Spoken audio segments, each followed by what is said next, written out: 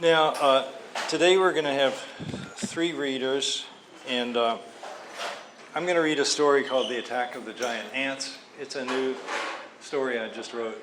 It's supposed to be in a magazine, a webzine called Motherboard. It hasn't come out yet, but maybe it will. And then Richard Cadry's going to read us, Richard Cadry of the Master of Hell. He's going to read us some shorts. And then John Shirley is going to read us the freakiest and most revolting story you ever heard in your life. And then we'll see that into the streets and take prisoners. Dude, who are you? I'm Rudy Rucker. Rude boy Rockwell. Yeah. Okay, so here we go. The Attack of the Giant Ants. Is the volume loud enough? Is that good? Everybody good? Okay. We're good. The first victims are found before dawn at a corner store in the Mission District of San Francisco. A delivery man phones in the report, 2 men dead inside the shop. Officers Belmont and Bosco arrive on the scene. Bosco young, stocky, loud. Belmont thin and weathered.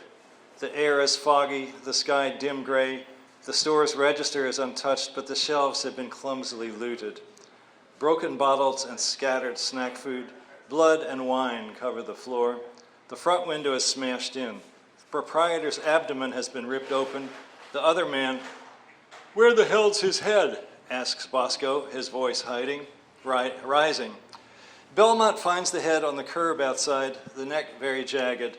A stray dog is licking it, maybe wanting to drag the head into an alley. Belmont puts the head on the shop's counter.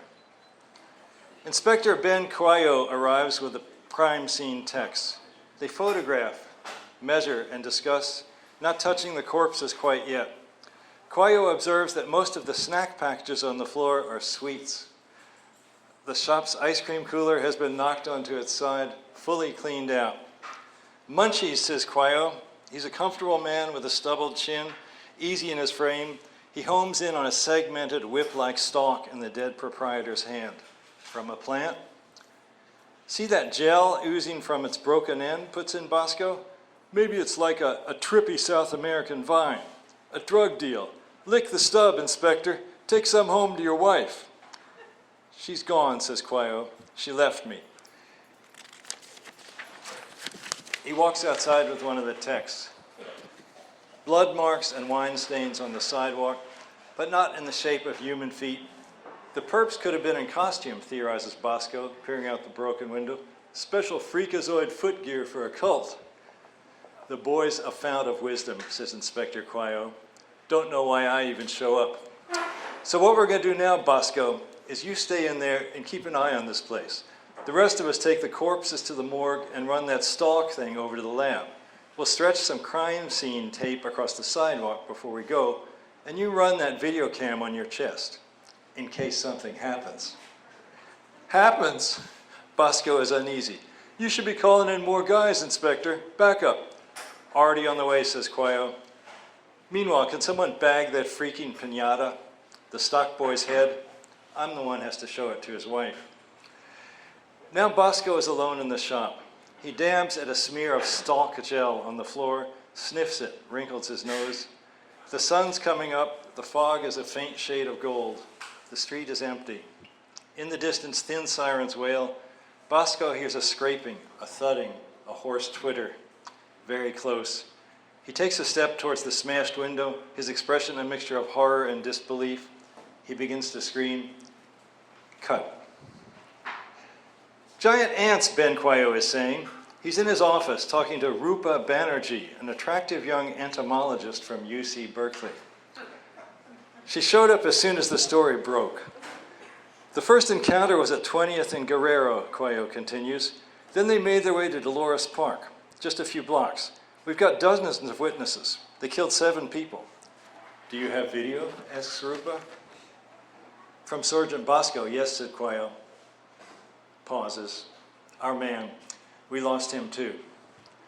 He runs the images on his screen, jerky, crooked shapes, a flattened insect head so large it's hard to see, a faceted eye, a waving feeler, and then a curving mandible's jagged edge, frenzied chirping and a wheezy roar.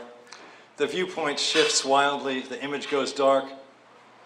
The ants killed the next batch of people at a bakery on Dolores Street, and then the ants disappeared. "These have got to be the Stygian ants," said Rupa Banerjee. "What a find. From the deep Monterey Shale. My research group has been studying fragments of them in the fracker's waste. So far, the new species has been hypothetical." "How do we exterminate them?" asked Quayo.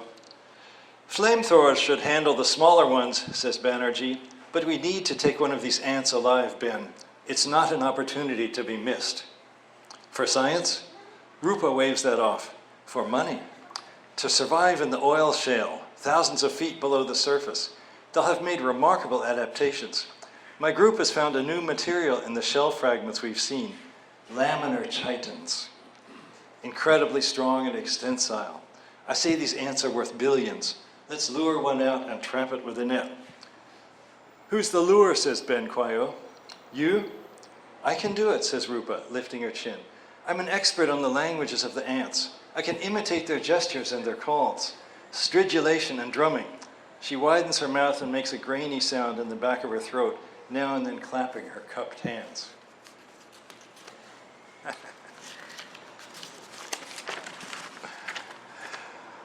"You're quite a package," says Ben, admiring her. "I'll wear my special suit," adds Rupa. "I brought it along. My ant costume." Rupa stands at the edge of Dolores Park, wearing a red full-body ant suit with a pair of fake extra legs dangling from her midriff. She has a dealy bopper headband with bouncing antennae.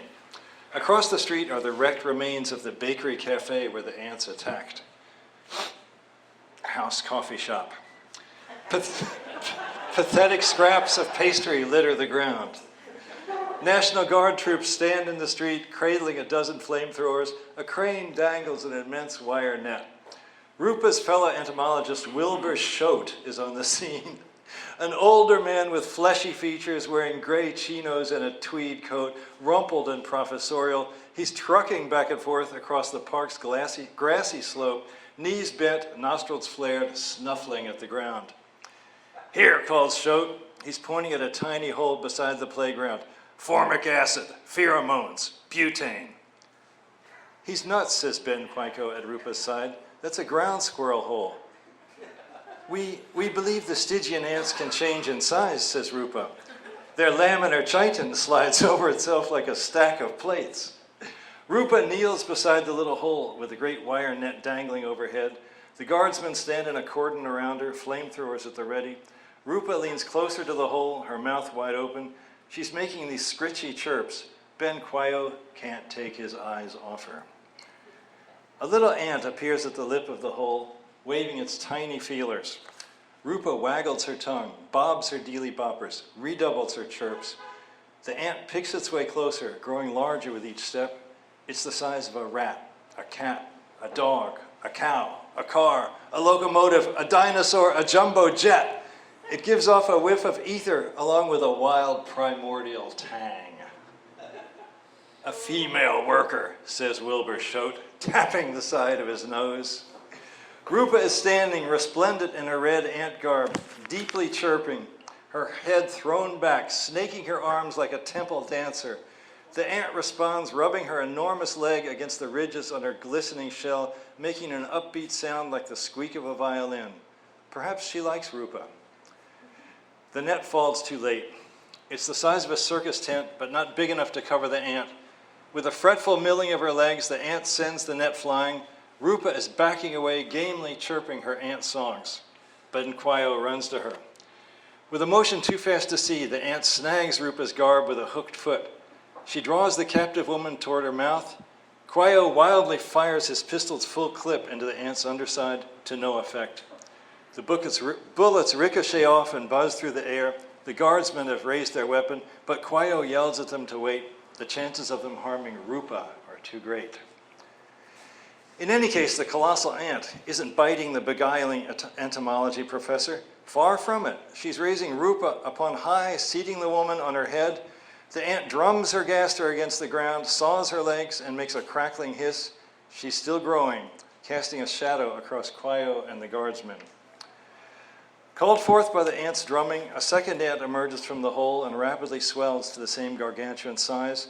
The second ant has a plumper, smoother rear segment, and she carries herself with a regal air. She and Rupa's ant chirp to each other and rub antennae. "The queen," says Wilbur Choate. The troops play their flamethrowers across the redwood legs of the monster ants to little effect. Mildly irritated, all but ignoring the flames, the ants raise their heads, sampling the air, and now they head off toward the city, rocking like unsteady titans, surprisingly light on their feet. They step across Dolores Street and clamber onto the roofs of the buildings, spurning the pawky human pathways that lie between. They proceed across Union Square and the financial district, their legs churning like giant machinery, like drill rigs, like rocket gantries, like monstrous dockside cranes. Sirens wail, police cars and fire trucks are broadcasting warnings to the surging crowds of screaming pedestrians. "Ants! Ants! Ants!" Ben Quayo's first instinct is to speed after the Leviathans. But first he has to wrap up the situation in the park. More ants are seething from the hole beside the playground. Lesson learned, the guardsmen pour torrents of flame onto the latecomers, and the ants are exploding, bursting like popcorn kernels, going up in little puffs of flame. In 2 minutes, this phase of the battle is over. The ants are a heap of shattered shells. The guardsmen tear at the ground, feeding blasts of fire into the nest's branching crannies. "Think we got them all?" Ben Quayo hurriedly asks Professor Choate. "That nest runs deep," says Choate, kneeling down to sweep ant fragments into a vial. "Rupa told you that we're calling them Stygian ants, driven from the deep shale by the frackers. Let's hope this is the only colony that surfaces."